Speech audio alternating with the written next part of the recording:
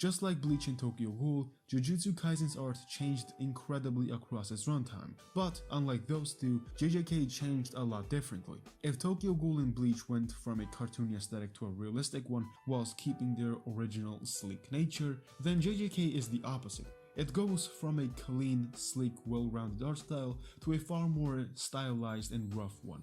There are two major aspects of Jujutsu Kaisen's art which contribute directly into changing the series' art style so drastically, those two being line work and shading.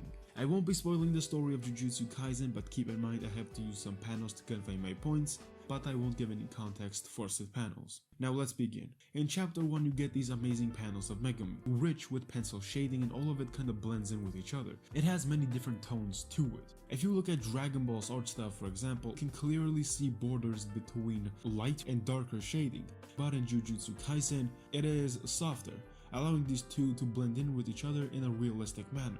It almost resembles like a painting, but this level of shading is never found again sadly.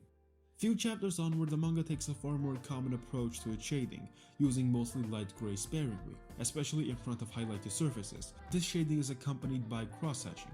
Slowly this technique becomes a staple of JJK's art, but at the beginning, hatching is used around the eyes and under the chin most frequently.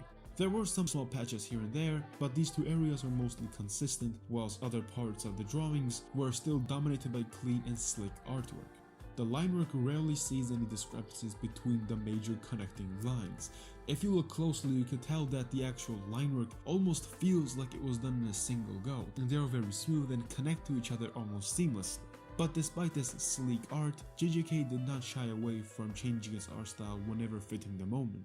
Multiple times we see exaggerated shading and line work used to convey emotion. Akutami uses a wider brush to achieve this grimy dark look. It sets the mood and highlights these moments, especially considering how, at the beginning of the story, this type of style change wasn't necessarily that prominent, giving way for these scenes to be far more special. The backgrounds follow a similar formula. They are very clean and clear, not using too many lines whilst being detailed. It doesn't play a prominent role, nor does it appear that frequently, but it's enough to establish a character's location and set the stage, unlike later on where backgrounds actually play a major role in fights. But unlike the characters, the background actually has a lot of shading to it, mostly grey tone shading, and this is used to convey depth within these backgrounds. The character designs are always consistent. Every single character stands out and none of them feel the same, even the ones who wear the same uniforms. They always have few key interest points that make them stand out whilst having a very similar backdrop, similar to Bleach captains in a way. You can see that these characters have similar outfits, but small changes to those outfits, and of course their facial construction, makes them almost totally unique from each other.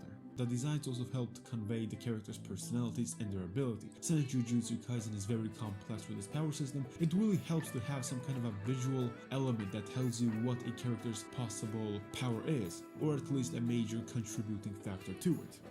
As further we go along the series, the art becomes a lot more rough and gritty. The cross-hatching starts to play a larger role in the art, completely replacing grey shading, drowning everything in this dark and moody atmosphere, which fits the story really well. The use of shading is done brilliantly. It's never overdone to the point where it's just directionless, shapeless, and mess. Every single line contributes something. It is either detail on the characters, for example, some kind of a strokes on the hair, or just shading. A lot of people assume more lines equal detail, but these lines must have direction. Look at Berserk for instance. It uses cross-hatching, but not only for detail but also to convey volume and surface area of certain objects, rounding out and giving it this three-dimensional shape. JJK does not go this far when it comes to shading. The point is clear, it perfectly conveys what it's trying to pull off. Both of them have direction. Along this comes the use of speed lines. It triples, helping to convey speed and brutality of each individual attacks. More detail is used within these backgrounds, but the shading is also used a lot more. Large-scale black shading hasn't been used outside of coloring the characters itself, but the backgrounds use these black shadings quite frequently. The scale of some of these panels is simply breathtaking. The skill Akutami is capable of is truly incredible. If Akutami had enough time to really put his skill on paper, JJK could have been a bigger beast. Another thing that also changed is the actual line work. The line work went from really sleek and clean, where every single line is seamlessly connected to each other and are very smooth, to a far more rough and gritty look. You can see distortions and multiple strokes needed to connect individual lines to each other, as opposed to the previous style. But this does seemingly fit perfectly within the current art style. Position and fight choreography has become far more dynamic, using every area and every change to its art to its fullest potential, sky, ground, or even the changing landscape, making each fight feel more unique. In the previous chapters, the backgrounds didn't play that prominent role within the fights, but as the series progressed, it started to become the fight. Strategic locations of characters played a prominent role, especially in the newest chapters.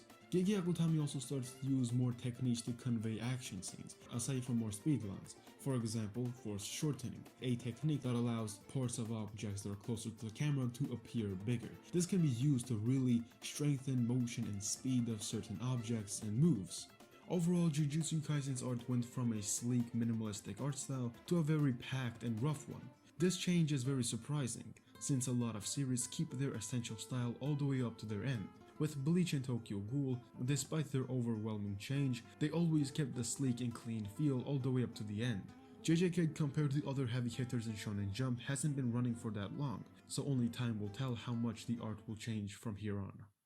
Unfortunately, Gege Akutami suffered a lot of health issues, during which he kept on pushing himself in drawing. His deteriorating health was reflected onto his drawings. Thankfully, he has recovered, but this sets a sad precipice for the series. Some people would consider JJK's art change to be something Akutami wanted, something he envisioned, hey, let's slowly make the art style feel more grimy, it will fit more. And yes, I do agree, it does fit more, but it is also possible that Akutami didn't have any other choice but to change his art style, remove that clean and sleekness from the art, and replace it with a far more rough aesthetic. This could have directly been the result of Weekly Shonen Jump's brutal deadlines and Gege Akutami not being able to keep up with them.